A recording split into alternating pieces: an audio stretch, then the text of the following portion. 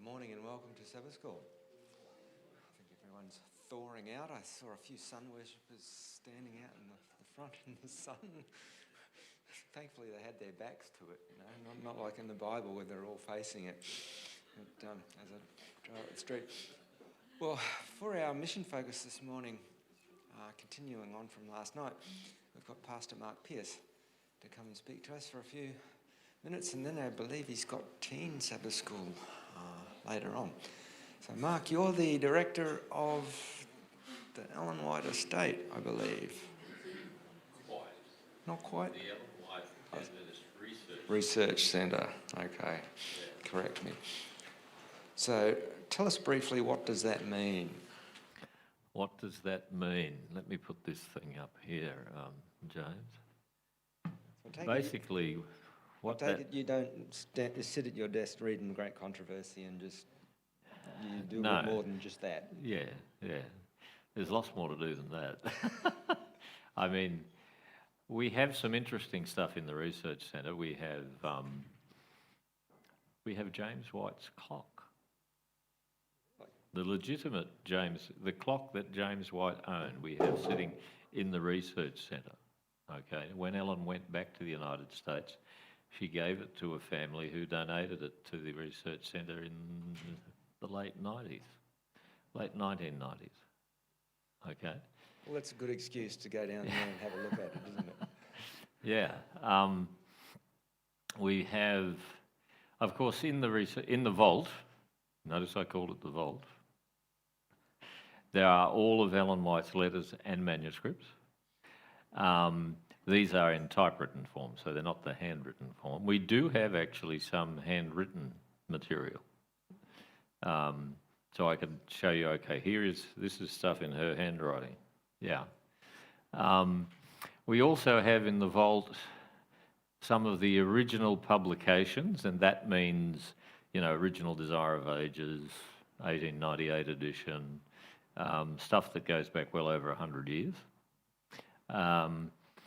And then we've got X number of filing cabinets. This sounds old, doesn't it? For those of you who are young. We've got X number of filing cabinets full of material that relates to her in a ministry or Adventist heritage. Yeah, so that's what's in the vault. Out in the research centre itself, we have lots of books. We have all of Ellen White's publications, and usually multiple copies of those. And a few weeks ago, someone dropped off a box of books from someone who had retired, and in there were some of the sources that Ellen used. Okay. Which was quite interesting. Wiley's History of the Reformation, for example. Yeah. Right. And when I say some of the stuff she used, these are really old books as well. Really old books, yeah. Not a modern reprint. No, not a modern reprint. And when I saw them, and they were going to give them to Heritage next door, and I saw what they were, and I said, I'm going to have a look first. And I did, and I went, yes, I'm going to keep Geeky and Wiley and whoever else was there, yeah. Yes. Yeah. It sort of validates what she was writing too, if you got the original that she quoted from. Yeah, you can have a look at it and see, okay, these are the authors that she read, that kind of stuff, yeah. Right. Okay. Well, we'll have a quick word of prayer and I'll hand it Sure. over to you. Thank you, Father, for a lovely sunny morning. Be with us as we have our little mission spotlight at the moment, and be with us later through the Sabbath day, I ask in your name. Amen. Now, James, what time do I need to stop? Yeah, if you can wind up by 1:45, that would be... Thank you, Vlad. I didn't know that you were a ventriloquist then for a minute. Okay, so I'm using off the computer screen here. I was asked to talk about Ellen in the South Pacific. Now, in 1891, as the year began, Ellen anticipated she would have a good year of writing. And she wanted to write, particularly she wanted to write on the life of Christ. She'd published Great Controversy in 1888. Patriarchs and Prophets came out in 1890.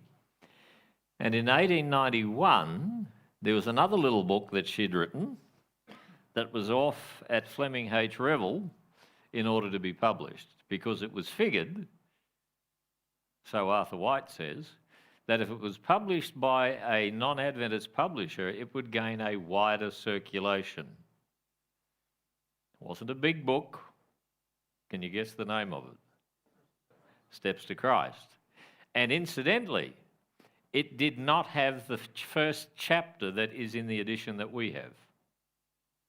Okay, so the first chapter that's in the edition that we use was not in the original publication.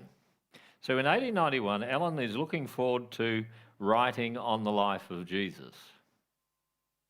Now, if I wind the clock back a few more years prior to that, at the 1874 General Conference session, John Andrews was dedicated as the first official overseas ministry from the Adventist Church.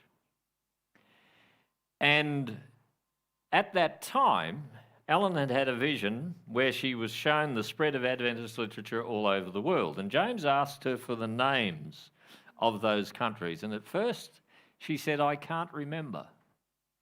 And then she said, I remember one. And you know what the next line is, don't you? Well, some of you do at least. The angel said, Australia. Stephen Haskell heard this, right? Stephen Haskell heard this, and he went, I'm going to go to Australia in order to pioneer Adventist work in that country. And eventually, 11 years later, in 1885, he was able to do that, and he came here with his wife and family, and 3 others came with their families as well. And then Haskell comes back to the United States 6 years later, and at the 1891 General Conference session, he gives a report, and he's been trying to whisper in Ellen's ear that she needs to go to Australia. And eventually the Foreign Mission Board votes to ask her to come to Australia. And Ellen is excited about going to Australia. True? False. She was not excited about going to Australia at all. You know, she actually wrote, I long for rest, for quietude, and to get out the life of Christ. So she wanted to write in the life of Jesus. She had actually bought a piece of land up closer to Lake Michigan and was having a house built there so that she could go there away from Battle Creek and not get interrupted, right? So she didn't want to go. Wasn't planning on anything of the kind. And she did what any of us would do at this point. What do you think that was? She prayed. She wanted God's guidance. What is it, Lord, that you want me to do? And what do you think the reply she got was? Silence. It was not go. There was no response. There was no direction from God as to what she should do. That ever happened to you? Happened to her. Well, ultimately, we know, of course, that she decided to go. And she decided to go basically for 2 different reasons. First was the church had asked her whether she would go. And the second was that she didn't have any direction from God to otherwise, not to go. So on the 12th of November 1891, and there's a whole lot more to that story that could be said, by the way. 12th of November 1891, the group left San Francisco on the SS Alameda bound for Sydney via Hawaii and Samoa. So they stopped over in Hawaii, and I probably should have put this on the screen for you, Jay, after saying no. You know, I've got pictures of the boat that she was on, and, you know, so let me see if I successfully can do that. Look at that without Jay here. Something's happened. I don't know what. No, it didn't work. Let me try again. I know he went to screen mirroring. Mirror to church. Ah, there we go. Now I'll put it up. See, that's the boat that she was on. Oh, come on. It's up the back there. There it is. All right, that's the boat that she came out to Australia on. Okay? So they stopped in Honolulu, they stopped in Samoa. She didn't get off the boat in Samoa on the way, she stayed on board. Yeah, and the ship docked in Sydney on Tuesday, the 8th of December. And the next Friday evening and the Sabbath morning, you know, Ellen speaks in a Sydney hall. You know, she isn't there long and she's already at work, right? Already at work. And later she reflected, the presence of Jesus is with us. The Lord has put upon me the spirit of intercession, and I have great freedom and assurance in prayer. I am not sorry that I am here. Now, isn't that good, yeah? I'm glad I came. But she also knew it was going to be work. She doesn't stay long in Sydney before they head for Melbourne. Why did she go to Melbourne? Basically, that's where headquarters was at the time. That's the reason why she went to Melbourne. And they went there by train. She visited the premises of Echo Publishing House. You've heard of Echo Publishing House before? What's it called now? Science Publishing, that's right. Not surprised, you know that, Wendy. And then she attended the 4th annual session of the Australian Seventh-day Adventist Conference, which made some interesting and important decisions. And that is the building that Echo Publishing House was in. But shortly after this, and she gets a rented house, somewhere, probably on the boat or somewhere, she's been bitten by a mozzie. And mozzies in the tropics carry what disease? Malaria, yeah. And she becomes quite ill, and 1892 is quite a painful year, and it lasts for 11 months.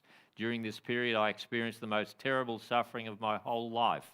I was unable to lift my feet from the floor without suffering great pain. You know, I woke up this morning and stretched my left calf muscle and immediately regretted it.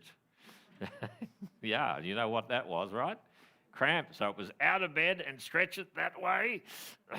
Well, at least I could do that, but she said I couldn't. It was without pain to lift her feet. My right arm from the elbow down was the only part of my body that was free from pain. That's interesting. Exactly. My hips and spine were in constant pain. I could not lie on my cot for more than 2 hours at a time, though I had rubber cushions under me. I'd drag myself to a similar bed to change positions, and that's how the nights passed. Doesn't sound good, does it?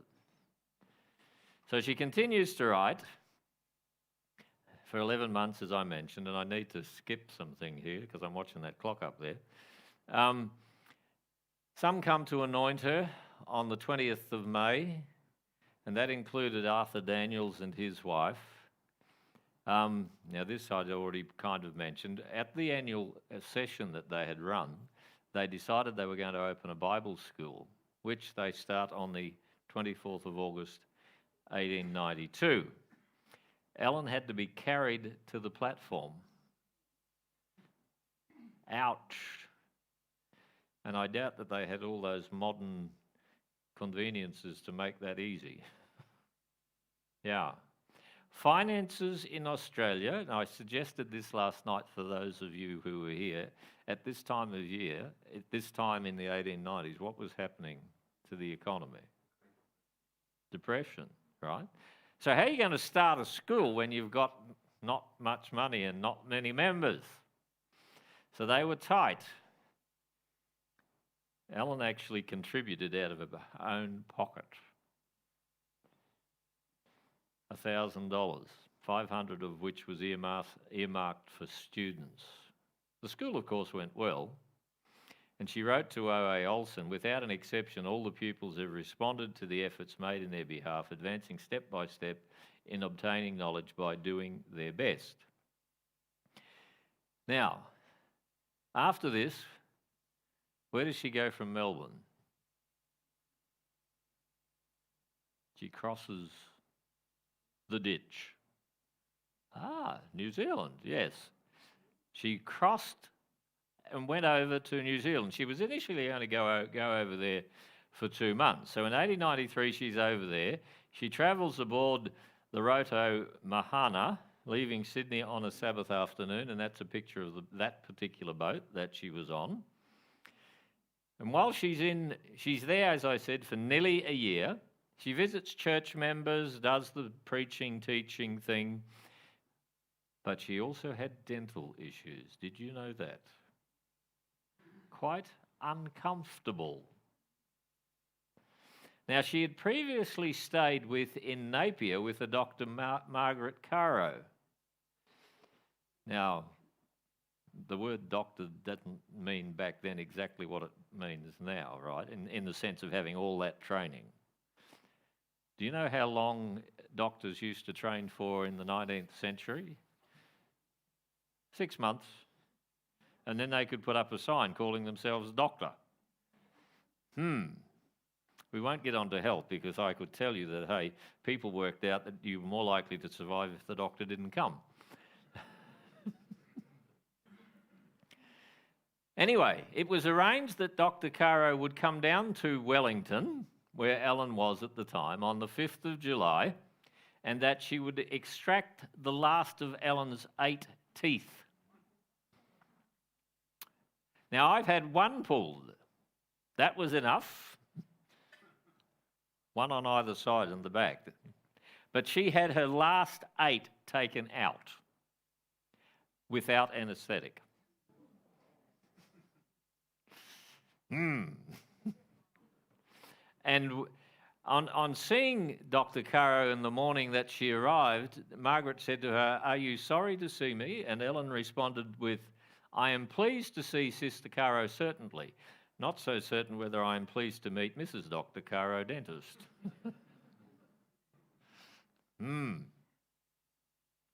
After this, she went back to Australia and moved from Melbourne to Sydney, where she rented a house in the suburb of Granville. And of course, she's busying herself in ministry. And that is the house that she stayed in Granville. Now, I've actually gone and driven past this place, and it's still there, except there's one major difference. It's got big trees outside, and you won't get a picture of it quite like that. But she lived in this place for a while before going where? No, she'd been to New Zealand. Cooranbong. That's where she went after this. Here she continues to work on the life of Jesus, on her work on the life of Jesus. Because even while she's been in New Zealand, they are searching for a site for a permanent Bible school had continued, and of course the biggest issue, 1893, 1894, that's right in the middle of the economic depression, and so there wasn't a lot of funds. On May 16, 1894, Willie wrote, "We are planning to buy a large tract of land, and we can scarcely get enough money to go and see it." Sounds a bit ironic, doesn't it? We want to buy a large tract of land, and we've barely got the money to get the fares to go and see the place. And of course, after months of searching, they came across a 1,450 acre site north of Sydney. Money was short. Ellen loaned $5,000 so that the church could get into it and start construction and so on. And I'm skipping lots of stuff here, and intentionally so. She also purchased some of the land and began building her own house there, and that's what it used to look like. Right, of course, many of you have probably been to Sunnyside, yeah? If you haven't, if you go in that direction, make sure you do there. Particularly on a Sabbath afternoon, the staff are there. Not my staff, because it's under Adventist Heritage, which is next door to me. Let me tell you something that's really interesting about this. What is the Hunter Valley known for? Wine? And? Thank God there's less of them these days. They dig it out of the ground. Coal. Coal, right? dig the coal out of the ground. And I'm going to have to stop pretty soon. Oh, do you want me to stop now? No. A number of years ago, and this plaque, there's the plaque with this story in it sitting on the top shelf where Ellen's books are in the research centre, and this one really surprised me. But surveyors were coming through and they were wanting to check the area to see where the coal was underneath it. And so they'd gone to the principal of the high school to get permission to do so, right? And having gained such permission, they began to search for what was underneath. And what comes back is really, really intriguing. Because what they said to him was,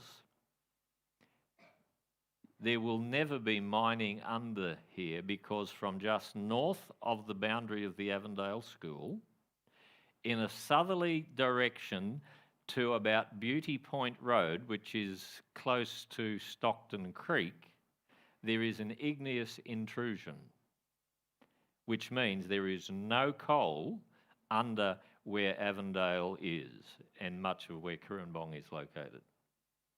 There is no coal there. So that's like, how did that happen? Interesting one. All right, very quickly, I'm going to jump across this. That was the first building built at Avondale. That's what it looked like in 1908. And then, of course, it came time to go home. Did Ellen want to go back to the United States? No. She actually had planned that she would live out her days at Sunnyside. But it became evident to her that she needed to go back, that it was her duty to go back, and this time this is a God-leading thing. And so she did go back, and she went back on the Moana, and that's the ship there. And one thing that I can tell you, and I didn't know about these, but in the research centre we have 2 autograph books. Does anybody know what autograph books are if you're under the age of 40? Oh yeah, I saw a head nod over there.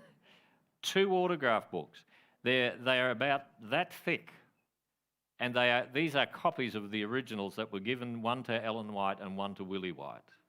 And in there are lots of little testimonies or notes of appreciation to them. So if you ever come down there, you need to ask to have a look at them. They're well worth it. All right, so that's just a little about Ellen in the South Pacific. May God bless you and may we be blessed in what we do.